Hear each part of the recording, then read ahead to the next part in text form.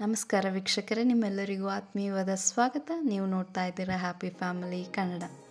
ಇದನ್ನ ಮೊದಲನೇ ಬಾರಿಗೆ ನಾನು ಒಂದು ವಿಡಿಯೋ ಮಾಡ್ತಾ ಇದ್ದೀನಿ. ನಮ್ಮ ಮನೆಯ ವಿಡಿಯೋ, ನಮ್ಮ ಮನೆಯ ಆಂಗಳದ ವಿಡಿಯೋ. ಎಲ್ಲ ಗಿಡಗಳನ್ನು ನೆಡ್ತಾ ಇದ್ದಾನೆ ನನ್ನ ತಮ್ಮ. ಇವತ್ತು ನಾವು ನರ್ಸರಿಗೆ ಹೋಗಿ ಹೂ ಗಿಡಗಳನ್ನು ತಂದಿದ್ದೀರಿ.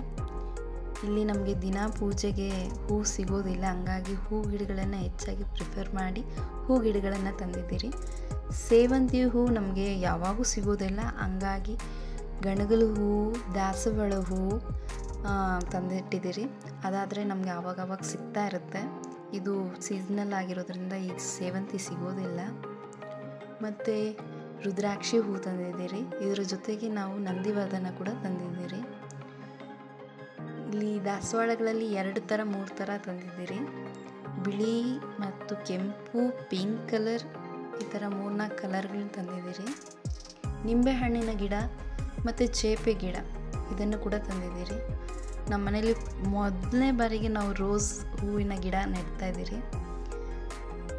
ಯಾಕೆ ಅಂದರೆ ನಾನು ಮೊದಲನೇ ಬಾರಿಯಿಂದ ನನಗೆ ನಮ್ಮ ಮನೇಲಿ ಇದ್ದುವರೆಗೂ ರೋಸ್ ಗಿಡ ನಾವು ನೆಟ್ಟಲೇ ಇಲ್ಲ. ಬಿಕಾಸ್ ಅದರಲ್ಲಿ ಮುಳ್ಳಿರುತ್ತೆ, ಮಕ್ಕಳಿಗೆ ಚುಚ್ಕೊಳ್ಳುತ್ತೆ ಅಂತ ಅಪ್ಪ ಅದನ್ನು ನೆಟ್ಟೋದಕ್ಕೆ ಅವಕಾಶನೇ ಮಾಡಿಕೊಟ್ಟಿಲ್ಲ.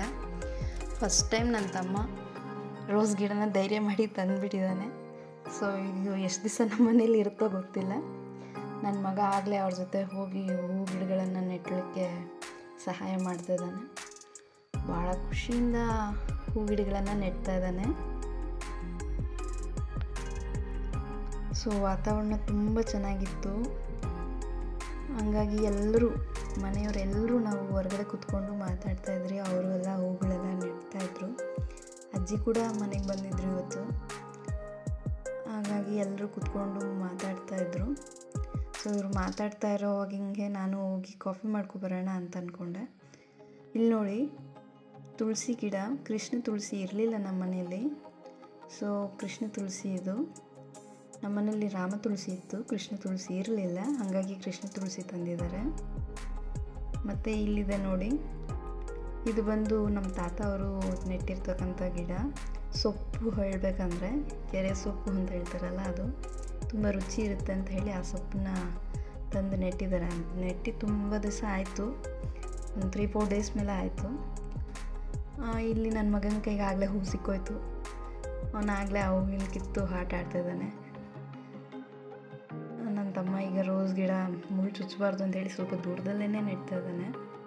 ಮತ್ತು ಅಲ್ಲಿ ಕಾಣ್ತಿರೋ ಪುದೀನ ಗಿಡ ನಮ್ಮ ಮಮ್ಮಿ ಪುದೀನ ಸೊಪ್ಪು ತಂದಾಗ ಅದರ ಕಡ್ಡಿಗಳಲ್ಲಿ ಇರ್ತಕ್ಕಂಥ ಬೇರನ್ನು ಇಟ್ಟು ಬೆಳೆಸಿರೋದು. ಅಲ್ಲಿ ನೆಡ್ತಾ ಇದ್ರೆ ಅವನು ಘಮ ಘಮ ಅಂತ ಇತ್ತು. ನಾನು ಹೀಗೆ ಮಾತಾಡ್ತಾ ಇರ್ತೀನಿ ಅಂತೇಳಿ ಒಳಗಡೆ ಹೋಗಿ ಕಾಫಿ ಮಾಡಿಕೊಂಡು ತರೋಷ್ಟರಲ್ಲಿ ನನ್ನ ತಮ್ಮ ಎಲ್ಲ ಕ್ಲೀನ್ ಮಾಡ್ತಿದ್ದ. ನಮ್ಮ ತಾತ ಕೂಡ ಅಜ್ಜಿನ ಕರ್ಕೊಂಡು ಹೋಗೋಕ್ಕೆ ಬಂದಿದ್ದರು. ಅವರಿಬ್ಬರು ವಾಕ್ ಮುಗಿಸ್ಕೊಂಡು ಬರ್ತಿದ್ದಾರೆ, ಅಜ್ಜಿನೂ ಅಮ್ಮ. ನಮ್ಮಮ್ಮ ಇಬ್ಬರು ವಾಕ್ ಮಾಡ್ಕೊಂಡು ಬರ್ತಿದ್ರೆ ಆ ತಾತ ರೇಗಿಸ್ತಿದ್ರು. ಅವ್ರು ಬರೋಷ್ಟರಲ್ಲಿ ಕಾಫಿ ರೆಡಿ ಆಗಿತ್ತು. ಸೊ ಎಲ್ಲರೂ ಹೀಗೆ ಮಾತಾಡಿಕೊಂಡು ಕಾಫಿ ಕುಡಿತಾ ಇದ್ದೀರಿ.